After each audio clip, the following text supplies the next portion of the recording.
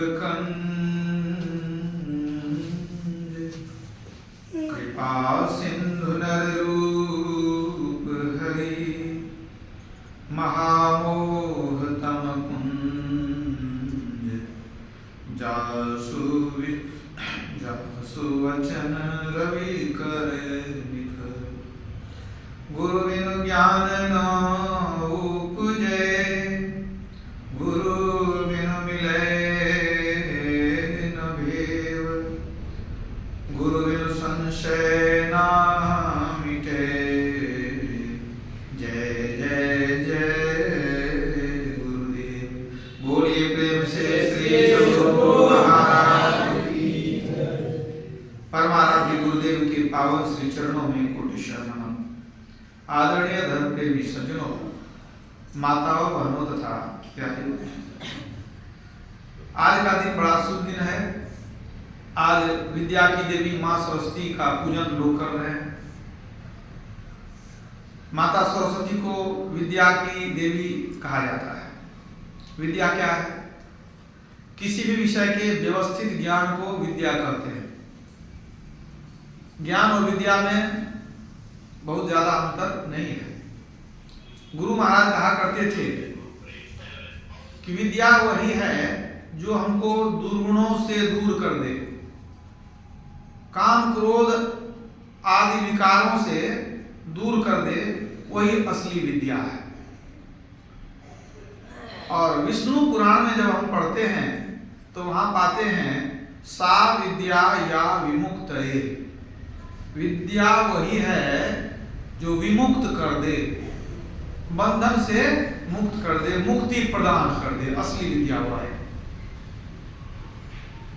तो मुक्ति देने वाली कौन सी विद्या है? वही असली विद्या है। लेकिन कौन सी विद्या है जो हमको मुक्ति प्रदान कर सकती है? तो मल्लुक दास जी कहते हैं, आत्म राम न चिन्हई पूजत फिरे पसान, कैसे हूं मुक्ति न होएगी केतिक सुनो पुराण। आत्म राम को जाने बिना कोई मुक्त नहीं हो सकता है। असली विद्या क्या है? जो मुक्ति प्रदान कर दे। और मुक्ति कैसे होती है? जब हम आत्म राम को जानते हैं, आत्मा को जानते हैं, तब मुक्ति होती है। अभी हम लोग पाठ में क्षेत्र क्षेत्रज्ञ के बारे में श्रवण कर रहे थे। संसार को क्षेत्र कहा गया है और जीवात्मा को क्षेत्रज्ञ कहा गया है। जब जीवात्मा प्राकृत गुणों से मुक्त हो जाती है तब इसी जीवात्मा को परमात्मा कहते हैं। तो जीवात्मा का जो स्वरूप है, जब हम उसको जान लेंगे तब मुक्ति होगी। इसके बिना मुक्ति संभव नहीं है। सारे ज्ञान का निचोड़ यही है। और इसी को भक्ति भी कहा गया है। अपने स्वरूप को जान लेना असल भक्ति यही है। शंकराचार्य की वाणी है, स्वस्वरूपा अनुसंधानम भक्ति रित्य विधीयते। अपने स्वरूप का अनुसंधान, अपनी खोज करनी, यही भक्ति है। सारे संत यही करते हैं। भगवान बुद्ध चारिका किया करते थे। चारिका करने का मतलब है वो भिक्षाटन करते थे, धर्मोपदेश भी देते थे अपने मंडली के साथ। तो भगवान बुद्ध जहां भिक्षाटन करते थे वहां रुक करके ज्ञान का उपदेश दिया करते थे। एक बार किसी गांव में भिक्षाटन कर लिए, वहीं एक सामूहिक जगह पर बैठ करके ज्ञान देने लगे। बहुत से लोग आ गए और कभी कभी आया करते थे। तो सबको पता था कि भगवान बुद्ध अगर अपने गांव में आए हैं तो इसका मतलब है कि उपदेश भी देंगे। तो लोग आ जाते थे उपदेश सुनने के लिए। भगवान बुद्ध कुछ समय तक अपना धर्मोपदेश देते रहे और जब समापन हुआ उपदेश का तो उन्होंने एक लड़की से जिज्ञासा किया। श्रोता दीर्घा में बैठी हुई एक लड़की थी उसको भगवान बुद्ध पूछते हैं, कुमारी के तू कहां से आई है? उस लड़की ने कहा कि भंते मुझको पता नहीं। फिर भगवान बुद्ध पूछते हैं, तू कहां को जाएगी? लड़की ने कहा कि भंते मुझे यह भी पता नहीं। फिर भगवान बुद्ध ने पूछा, क्या तुमको पता नहीं है? तो उसने कहा, हाँ भंते मुझे पता है। तो फिर भगवान बुद्ध पूछते हैं, क्या तुमको पता है? तो वह कहती है, नहीं भंते मुझे पता नहीं है। तो ये जो वार्तालाप हुई, इससे कुछ लोगों को बड़ा दुख हुआ। जो उस गांव के लोग थे, सबके मन में होने लग गया, जो बूढ़े बुजुर्ग लोग थे, कि ये लड़की अच्छे घर की है, पढ़ी लिखी है, भगवान बुद्ध के ऐसे महान संत ये पूछ रहे हैं, क्या ये बोल रही है? क्या कुछ से कुछ भक्ति है? ये उदंड है, अशिष्ट है। सबके मन में क्रोध उत्पन्न हो गया। सबके मन में हुआ, ये लड़की उदंड हो गई है, इसके पिताजी को कह करके इसको डांट खिलवाना पड़ेगा, सीधा सीधा जवाब देना चाहिए। सबके मन में जो आक्रोश हो गया कि लड़की को डांट खिलाना जरूरी है, उदंड की तरह करती है, भगवान बुद्ध सबके मन को समझ गए। उनके मन में हुआ कि अब ये घर जाएगी तो डांट खाएगी, मार खाएगी, तो क्यों ना सबके जिज्ञासा का समाधान यहीं कर दिया जाए। सबके मन के बात को पढ़ लिए थे भगवान बुद्ध। तो भगवान बुद्ध पूछते हैं, कुमारी के मैंने तुमको क्या पूछा और तुमने क्या उत्तर दिया, जरा स्पष्ट करो उसको। तो वो लड़की कहती है कि भंते आपने पूछा कि तू कहां से आई है? प्रभु आप तो जानते हैं कि हम अमुक पेशकार साहब की बेटी है, आप हमारे घर पर भी गए, आप तो हमको पहचानते हैं। आपने पूछा कहां से आई है, तो आप ये भी जानते हैं कि हमारा विवाह भी नहीं हुआ है, तो स्वाभाविक है कि हम तो घर से ही आएंगे। लेकिन आप जो ये बात जानते हैं, आपका पूछना ये पूछना नहीं है। आपने जो पूछा तू कहां से आई है, तो आपके पूछने का मतलब यह है कि तुम पहले किस शरीर में थी और किस शरीर से आज तू इस मनुष्य शरीर में आई है, कहां से आई है इस शरीर में, इस योनि में। तो प्रभु पिछले जन्म में मैं क्या थी मुझे पता नहीं, किस जन्म से इस जन्म में आई पता नहीं है। तो आपने पूछा तू कहां से आई है, मैंने कह दिया मालूम नहीं है। फिर आपने पूछा कहां जाएगी, मैंने कह दिया मालूम नहीं है। क्यों? तो आप तो जानते हैं यहाँ सत्संग खत्म हुआ तो हम घर ही जाएंगे, ये तो पूछने की बात नहीं है, शादी भी नहीं हुई है कि ससुराल जाएंगे। आपने पूछा कहां को जाएगी, इसका मतलब आप ये पूछना चाह रहे हैं कि इस शरीर को त्यागने के बाद तू कहां जाएगी। तो प्रभु हमारी साधना तो अभी वैसी नहीं है कि हम जान जाएं कि अब मरने के बाद हम कहां जाएंगे। तो आपने पूछा कि कहां जाएगी, तो मैंने कह दिया कि नहीं जानती हूं, मालूम नहीं है। फिर आपने पूछा क्या तू नहीं जानती है, मैंने कह दिया हाँ जानती हूं। तो क्या जानती हूं मैं? जाऊंगी जरूर, ये मैं जानती हूं, एक दिन जाना निश्चित है, तो जाऊंगी जरूर ये जानती हूं। फिर आपने पूछा क्या तुम जानती है, मैंने कह दिया नहीं। तो क्या नहीं जानती हूं? कब जाऊंगी ये मालूम नहीं है। जाऊंगी ये तो मालूम है, इसलिए कह दिया हाँ जानती हूं कि जाना है, लेकिन नहीं क्या मालूम है, क्या नहीं जानती हूं कि कब जाना है, इसलिए मैंने कहा कि नहीं जानती हूं। इस वार्तालाप को सुन करके अब जितने लोग थे, बूढ़े बुजुर्ग, सबके जिज्ञासा का समाधान हो गया। ये तो बहुत भक्तिन है, ये तो भगवान से जो बात करती है तो यही पूछती है कि भगवान पूछते हैं। सबके मन का आक्रोश समाप्त हो गया, जिज्ञासा सबकी समाप्त हो गई। मतलब क्या हुआ कि जाना एक दिन निश्चित है, कब जाएंगे ये मालूम नहीं है, कहां से आए हैं ये भी मालूम नहीं है, और कहां जाना है ये भी मालूम नहीं है। तो कैसे मालूम होगा? बिनु सत्संग ज्ञान नहीं उपजे, कर ले जतन हजार रे, ब्रह्मानंद खोज गुरु पूरा, उतरो भव जल पार ले। यही ज्ञान प्राप्त करने के लिए हम लोग सत्संग में आते हैं। तो मनुष्य है ना, मनुष्य को विचार करना पड़ेगा। पशु पक्षी विचार नहीं करता कि हम शरीर हैं कि जीव हैं, हम मर के कहां जाएंगे, उसको ये ज्ञान बुद्धि कहां है। उसको तो बस जो जरूरत भर ज्ञान है, खाने पीने सोने बाल बच्चा पैदा करने, इतना ही ज्ञान है उसको।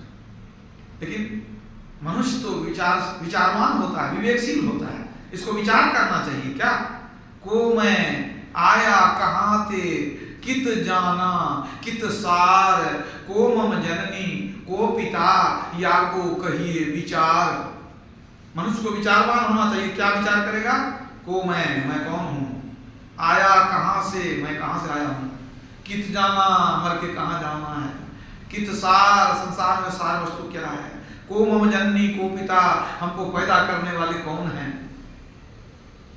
या को कहिए विचार। तो हम कहां से आए हैं, कहां जाएंगे, नहीं मालूम है। यह भी तो नहीं मालूम है हम कौन हैं। पहले तो ये पता करना पड़ेगा हम हैं कौन।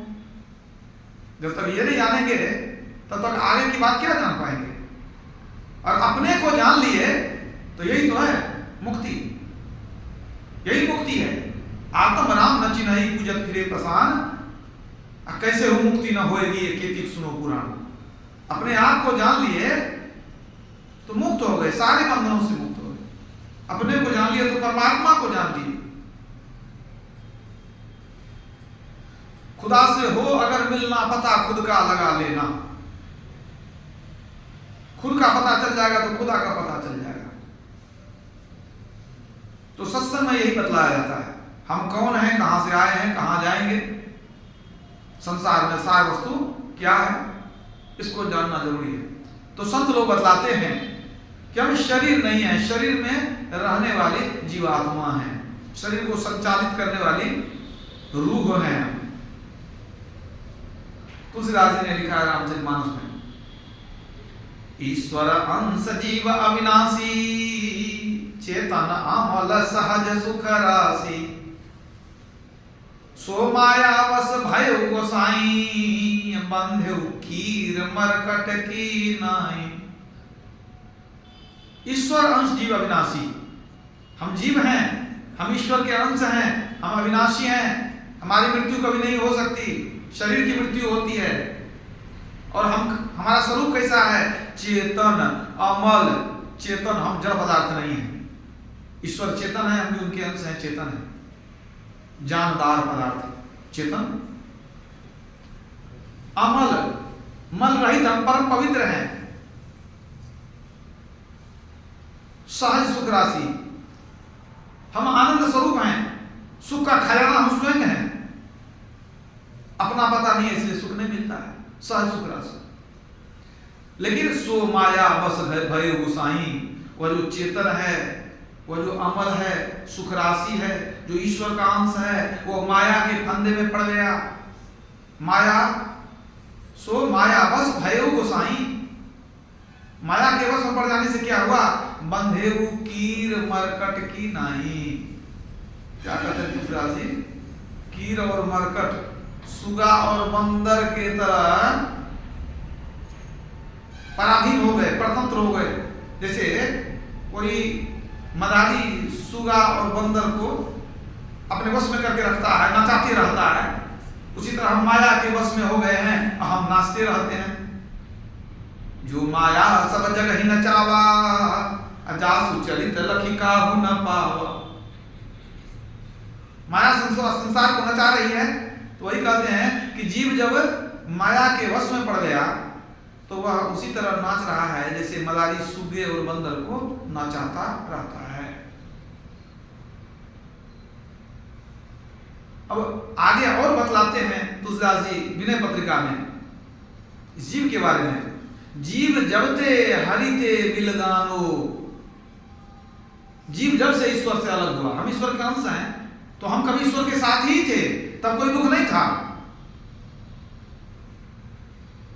और जब ईश्वर से बिछुड़ गए तो हम लाचार विवश हो गए, माया में फंस गए। तो तुलसीदास जी लिखते हैं, जीव जब ते हरिते बिलगानो, जब से ईश्वर से अलग हुआ, तब ते देह गेह निज जानो, तब से देह को ही अपना घर समझ लिए, इस शरीर को अपना समझ लिए। देह गेह मन घर, अब माया बस स्वरूप विसरायो, यही ब्रह्म ते नाना दुख पायो। माया में पड़ने के कारण स्वरूप विसरायो, अपने को भूल गए कि हम कौन हैं, माने आत्म स्वरूप को भूल गए। यही भ्रम ते नाना दुख पायो, जितना दुख है सबका कारण यही भ्रम है।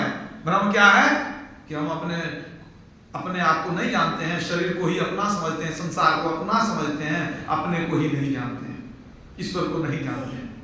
यही भ्रम है, यही भ्रम ते नाना दुख पाए।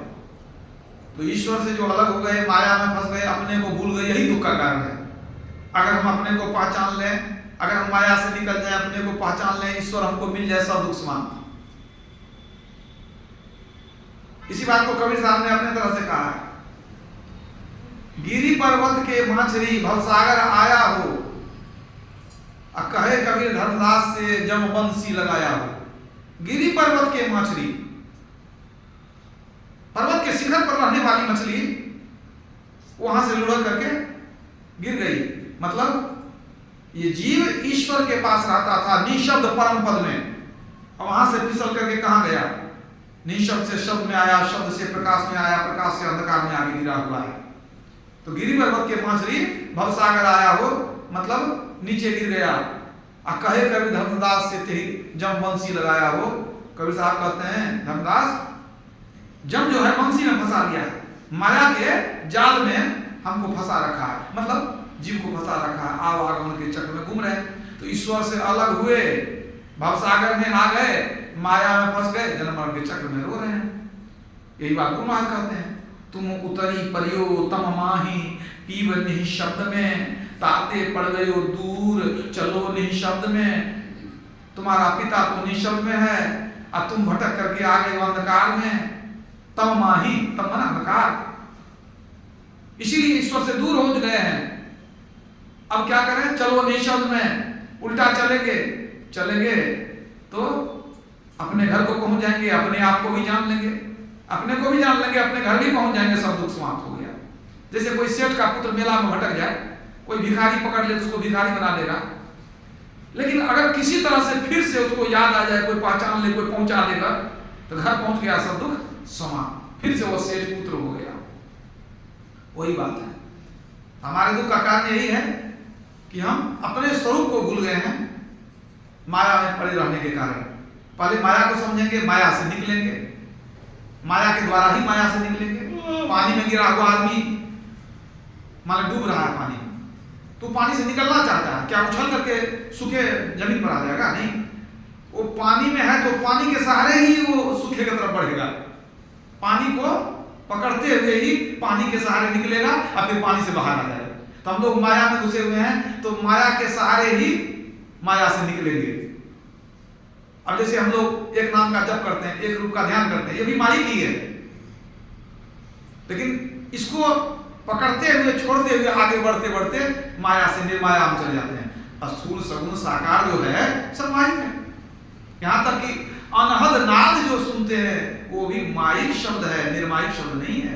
निर्मायिक शब्द एकमात्र ओंकार ध्वनि सार शब्द है। तो सभी संत यही कहते हैं कि अपने को जानो, पहले माया को समझो। माया में फंसे हैं, लेकिन समझते नहीं है कि माया ने पकड़ रखा है, बल्कि हम ही माया को पकड़ रखे हैं। माया को समझ जाएंगे तो माया हमको छोड़ देगी। गुरु महाराज कहते थे, किसी को भूत लग गया हो तो वो नहीं बुझ पाता है कि हमको भूत लग गया है। अगर वो बुझ जाए कि हमको भूत लग गया है तो भूत छोड़ के भाग जाएगा उसको। मतलब माया तो पकड़ लिया है, माया को समझ नहीं पा रहे हैं कि हम सही में माया के चंगुल में फंसे हुए हैं। तो माया को समझेंगे तो फिर अपने आप को समझेंगे, हम कौन है, हम माया नहीं है। और जब अपने को समझ गए तो सब दुख समाप्त। कबीर साहब की वाणी है, अपन को आप हुते बिसरो। हमने अपने आप को भुला दिया है, अपने स्वरूप को हम भूल गए हैं। जैसे स्वान कांच मंदिर में भ्रम से भूखी मरो। कांच मंदिर में एक ऐसा मंदिर जिसमें कि आईना लगा हुआ चारों तरफ, अगर कुत्ता उसमें घुस जाए, जैसे स्वान कांच मंदिर में दर्पण लगा हुआ, आईना लगा हुआ है, उस मंदिर में घुस जाए कुत्ता तो क्या देखेगा? चारों तरफ कुत्ता हमको घेर लिया, तो क्या करेगा? भ्रम से भूख ही मरो, वो भूखते भूखते मर जाएगा। कभी इधर भूखेगा, कभी लगेगा पीछे से काट रहा है, इधर भूखेगा। अब वो भूखते भूखते बेचारा मर जाता है। मतलब क्या है? यह अज्ञानता है ना।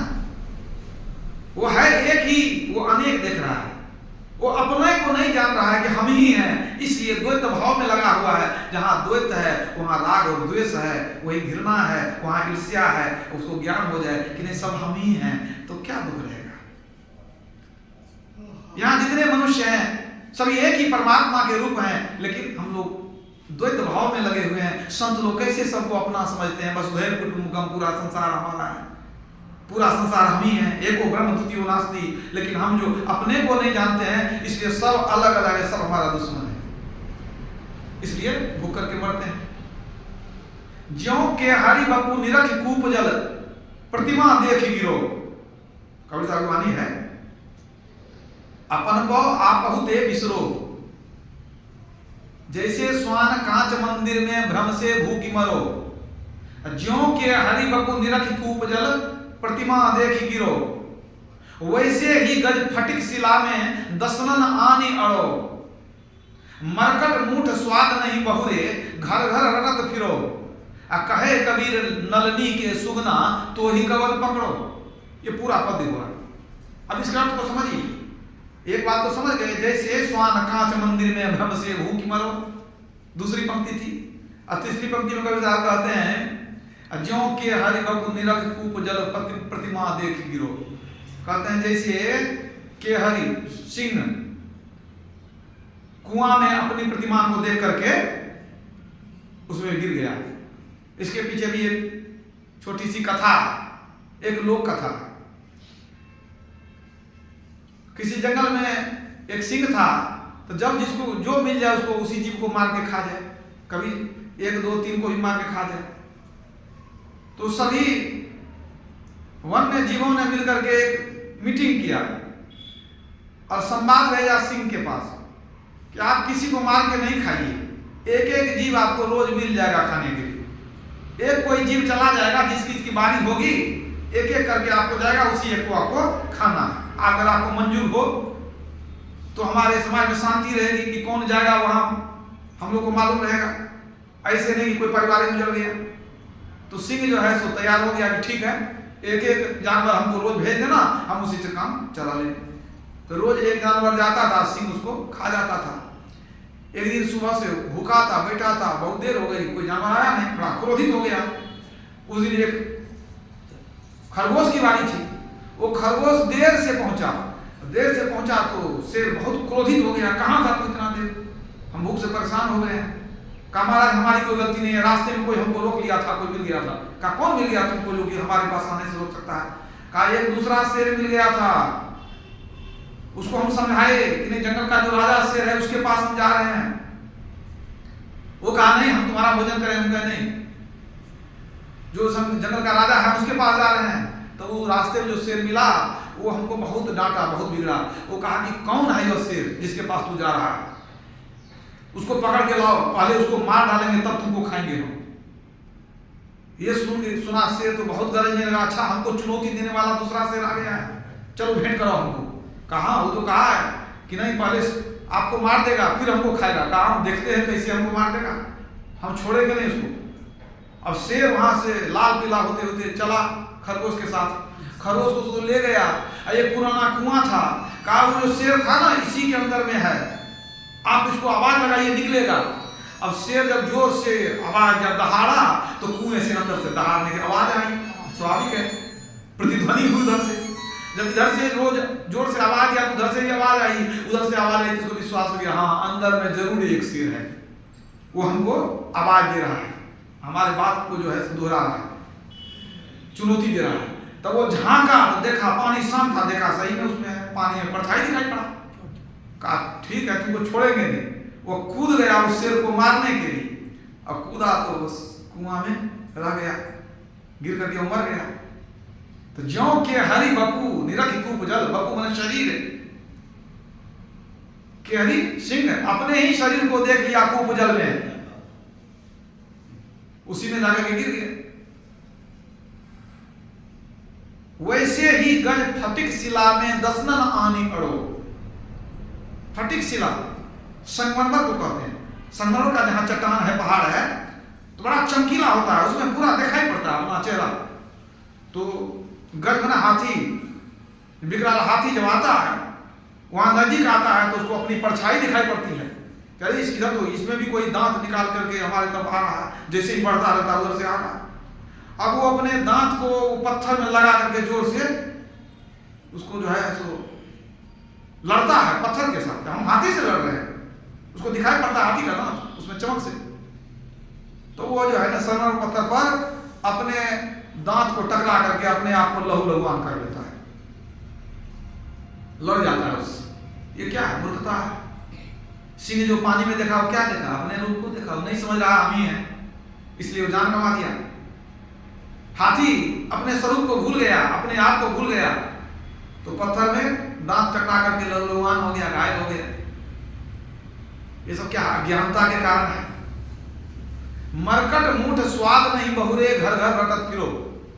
मरकट मूठ, बंदर की मुट्ठी। स्वाद के कारण क्या होता है? बंदर फंस जाता है। अब बंदर को फंसाने वाला मदारी क्या करता है, या शिकारी कहिए, वो छोटे मुंह वाला एक घड़ा लेता है, उसको मिट्टी के अंदर गाड़ देता है, उसमें मिठाई, गोल गोल मिठाई जो है, लड्डू आदि उसमें रख देता है।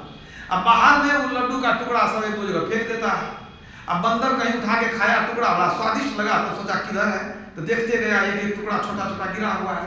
वो खाते खाते चुन के खा लिया, उसको तो और भूख बढ़ जाती है, बड़ा स्वादिष्ट है। वो झांक के देखता है घड़ा में भी है तो वही लड्डू पड़ा हुआ है, सोचता है इसको भी निकाले। वो हाथ दे करके लड्डू को पकड़ लेता है।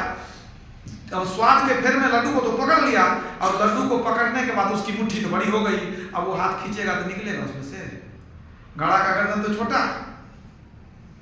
अब स्वाद के कारण वो मुट्ठी खोलता नहीं है, उसी में फंस जाता है। मरकट मूठ स्वाद नहीं बहुरे, स्वाद के कारण वो हाथ को निकालता नहीं है वहां से।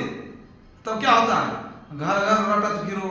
शिकारी गले में रस्सी बांध लेता है, उसको पकड़ लेता है, गले में रस्सी लगाया, घर घर घुमाता है, नाच दिखाता है और तमाशा दिखाते हो। वही बंदर की हालत है।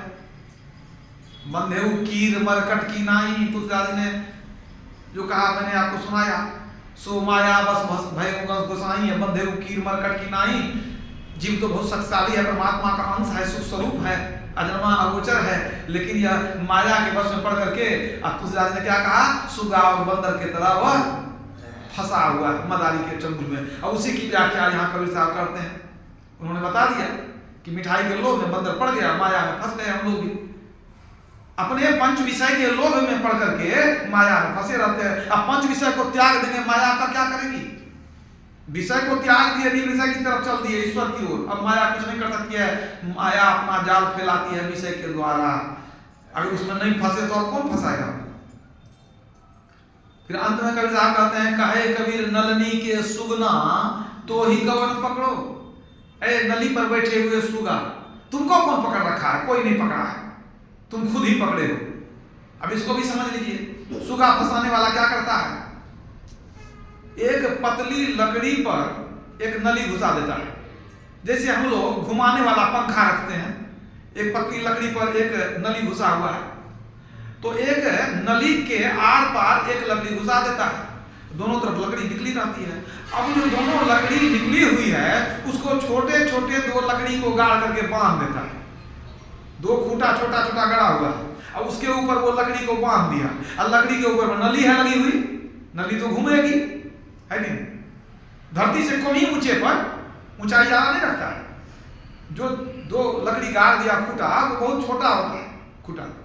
और उसके बाद क्या करता है? उस नली के अगल बगल में मिठाई वगैरह कुछ फल वगैरह गिरा दिया। अब सुगा देखता है कि यहाँ फल है, मिठाई है, तो वो तो आएगा खाने के लिए। तो आएगा तो उसको देखता है बैठने का बड़ा सुंदर टाल बना हुआ है, तो नली बनाकर बैठ गया सुगा। तो बैठ तो गया, अब क्या करेगा? अब आगे झुकेगा तो ना मिठाई या फल खाएगा। अब जैसे वो आगे झुकेगा तो जैसे भार आगे पड़ेगी तो क्या होगा? नली तो घूमेगी ना। अब नली जो घूम गई तो क्या हुआ? सुगा जो पकड़ा था तो झूल गया, तो वो उल्टा ना लटक गया। वो अब तो उल्टा लटक गया, वो तो झूल गया आगे। अब जब उल्टा लटक गया, अब वो चिल्लाता है, वो टैं टैं करता है, उसको लगता है कि हमको कोई पकड़ लिया।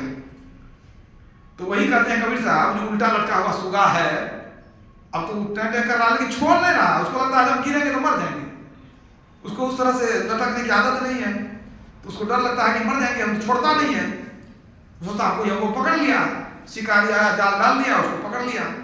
तो कबीर साहब कहते हैं, कहे कबीर नलनी के सुगना तो ही कवन पकड़ो, तुमको कोई पकड़ नहीं रखा है, तुम ही ने जो है नली को पकड़ रखा है।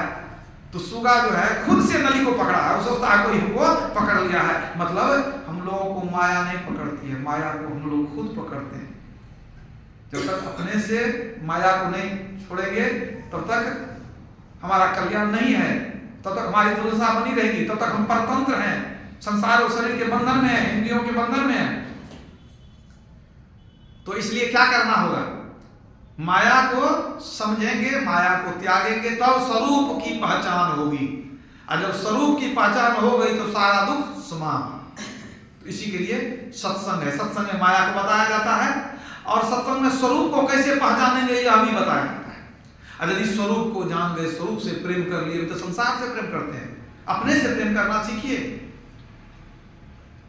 अपने से को जानिए, अपने से प्रेम करना सीखिए। तुलसीदास जी ने विनय पत्रिका में लिखा है, अनुराग सो निज रूप जो जगते विलक्षण देखिए। अनुराग माने प्रेम, अनुराग सो उससे प्रेम करो, निज रूप जो तेरा निज स्वरूप है, अपने से प्रेम करो, अपने आत्मा से प्रेम करो, आत्मा को जानो।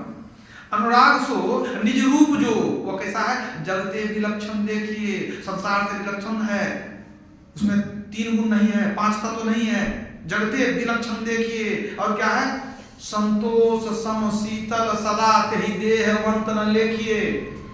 वह संतोष रूप है, वह समता रूप है, संतोष सम, वह शीतल सदा, वह सदा शीतल है, तेहि देहवंत न लेखिए, उस आत्मा में देह नहीं है। निर्मल निरामय एक रस, तेहि हर्ष शोक न व्यापई, त्रैलोक पावन सो सदा जाकी दशा ऐसी भई। तो आत्मा के बारे में क्या बताया गया, निर्मल निरामय एक रस, निर्मल वह परम पवित्र है, निरामय रोग रहित है, एक रस अपरिवर्तनशील है, निर्मल निरामय एक रस, तेहि हर्ष शोक न व्यापई, उस आत्मा में हर्ष शोक नहीं है। त्रैलोक पावन सो सदा, जो आत्मा को जान गया वो कैसा है, त्रैलोक पावन, तीनों लोकों में वह परम पवित्र है। त्रैलोक पावन सो सदा, सदा के लिए, जाकी दशा ऐसी भई, जिसकी दशा ऐसी हो गई कि अपने स्वरूप से प्रेम कर लिया, अपने स्वरूप को जान लिया, तीनों लोकों में वह परम पावन है। और क्या होगा, पावै सदा सुख हरि कृपा। अब वह व्यक्ति जो अपने को जान लिया, अपने से प्रेम कर लिया, वो हरि की कृपा से हमेशा सुख पाएगा, कभी दुख नहीं होगा। पावै सदा सुख हरि कृपा, संसार आशा तजी रहे, वो संसार की आशा नहीं करेगा, माया की आशा नहीं करेगा। पावै सदा सुख हरि कृपा, संसार आशा तजी रहे, सपने हूं नहीं दुख द्वैत दर्शन, बात कोटि को कहे। तुलसीदास जी कहते हैं, और हम बात क्या बढ़ा करके कहें आपको, स्वप्न में भी उसको दुख द्वैत का दर्शन नहीं होगा, द्वैत भाव मिट जाएगी, अब दुख का दर्शन भी नहीं होगा। तो सोचिए, आत्मज्ञान पाने के बाद कितना सुख है, कितना आनंद है, कितना लाभ है। इसलिए सभी संत कहते हैं, अपने को जानो, आपको नहीं को खोज मिले जब राम सने। अपने को जानेंगे तो परमात्मा को भी जान लेंगे, सारे दुख समाप्त हो जाएंगे। तो अपने को जानेंगे कैसे, इसके लिए क्या उपाय है? तो यमराज ने कठोपनिषद में कहा है, परांचि खानी शंभु तस्मात् परां पश्यति नान्तरात्मन कश्चित् धीरः प्रत्यगात्मान मृतत्वमिच्छन्। अर्थात शंभु परमात्मा ने हमारी इंद्रियों को बहिर्मुखी बनाया है, वह अंदर नहीं देख सकती। आत्मा कहाँ है, अंदर में है, लेकिन हमारी इंद्रियां अंदर तो नहीं देख सकती। तो शंभु परमात्मा ने हमारी इंद्रियों को बहिर्मुखी बनाया है, वह अंदर नहीं देख सकती।